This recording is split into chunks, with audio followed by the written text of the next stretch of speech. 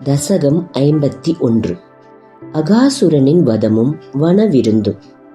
ஈசனே, ஒரு நாள் நீ இடைச்சிறுவர்களோடு காட்டில் விருந்துண்ண முடிவு செய்தாய். ஆதலால் விடியற்காலையில் பல கன்றுகளின் கூட்டங்கள் சூழ ஊறுகாயோடு கூடிய கட்டுச்சோற்றினை எடுத்துக்கொண்டு காட்டிற்கு கிளம்பிச் சென்றாய். அவ்வாறு கிளம்பி செல்லும்போது 3 உலகங்களையும் தூய்மையாக்கும் உன் திருவடி தாமரை மலர்களினின்று தூசி கிளம்பியது. அதை முனி சிரேஷ்டர்கள் தங்கள் மெய் சிலிர்த்த உடல்களில் பூசிக்கொண்டு உன் தரிசனத்தை ஒரு உற்சவமாக கொண்டாடினார்கள். விபுவே, நீ சிறுவர்களோடு பசும் புற்கள் நிறைந்த பகுதியில் கன்றுகளை மேய்த்து கொண்டிருக்க அங்காரகன் என்ற அசுரன் அச்சத்தை விளைவிக்க கூடிய மலைப்பாம்பின் உருவத்தோடு உனக்கு தீங்கினை இழைக்க திடீரென்று வழியை மறித்தான். நீ சிறிது தொலைவில் இருந்தபோது காட்டில் விளையாட விரும்பிய சிறுவர்கள் பெருமலைக்கு ஒப்பான மலைப்பாம்பின் உடலை ஒரு மலை என்றும் அதன் நீண்டு அகன்ற வாகை குகை என்றும் எண்ணி அந்த அசுரனின் வாய்க்குள் புகுந்து விட்டார்கள்.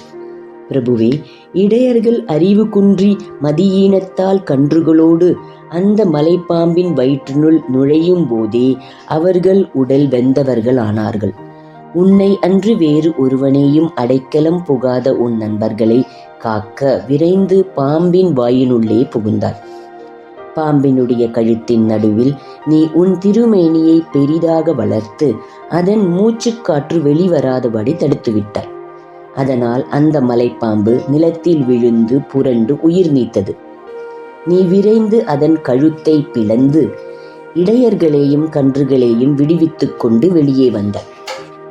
அந்த அகாசுரனிடமிருந்து பெரியதொரு ஒளிப்பிழம்பு வெளிவந்து உன் திருவடிகளை அடைவதற்காகவே சிறிது நேரம் வானில் காத்து நின்றது.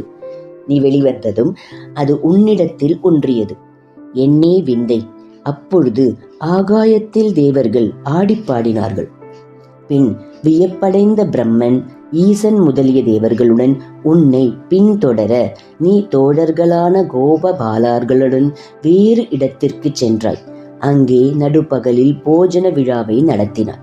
நீ கொம்பேயும் புல்லாங்குழலையும் இடையில் சொருகி கொண்டு கையாகிய தாமரை மலரில் சோற்றின் உருண்டையை ஏந்தி கேலி பேச்சுக்களால் சிறுவர்களை சிரிக்கும்படி செய்ய அந்த காட்சியை கண்ட தேவர்களின் கூட்டம் மகிழ்ச்சியோடு உன்னை துதிக்கையில் நீ உண்டு கழித்தாய். குருவாயூரை இருப்பிடமாக கொண்டவனே, உலகின் தலைவனே, நீ இந்த வனத்தில் இடையர்குல சிறுவர்களோடு இன்பமாய் விருந்தினை உண்பது அந்த தேவலோக வேள்வியில் உண்ணும் அவிசை காட்டிலும் பிரியமானது போல் இருக்கின்றது என்று தேவர்கள் உன்னை துதித்தார்கள். அப்படிப்பட்ட நீயே என்னை நோயினின்றும் நன்கு காத்தருள வேண்டும். ஹரே ராமா ஹரே ராமா, ராம ராமா ஹரே ஹரே, ஹரே கிருஷ்ணா கிருஷ்ண கிருஷ்ணா ஹரே ஹரே. நாராயண நாராயண நாராயண.